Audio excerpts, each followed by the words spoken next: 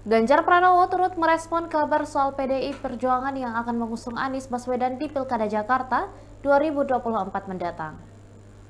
Diakuinya, ia lebih memilih kader internal yang dimajukan partainya. Hal ini disampaikan Ganjar Pranowo saat muncul kabar PDIP akan meresmikan dukungan Anies Baswedan dan Rano Karno untuk Pilkada Jakarta 2024 pada hari Senin 26 Agustus kemarin.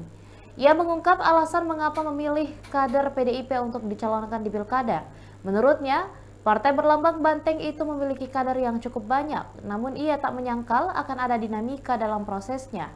Meski demikian, ex-gubernur Jawa Tengah itu menyerahkan semua keputusan ke Ketua Umum. Sementara Megawati sendiri hingga kini belum mengumumkan siapa yang akan maju di Pilkada Jakarta. Bahkan saat acara pengumuman bakal calon kepala daerah atau wakil kepala daerah tahap ketiga pada hari Senin 26 Agustus kemarin, sosok yang akan diusung juga belum diketahui. Padahal beredar foto Anies mengenakan baju batik merah, ia juga berpose dengan Rano Karno yang digadang-gadang akan mendampingi Anies. Demikian Tribun Hot News kali ini dan jangan lupa saksikan berita lainnya hanya di kanal YouTube dan juga Facebook Tribun Timur.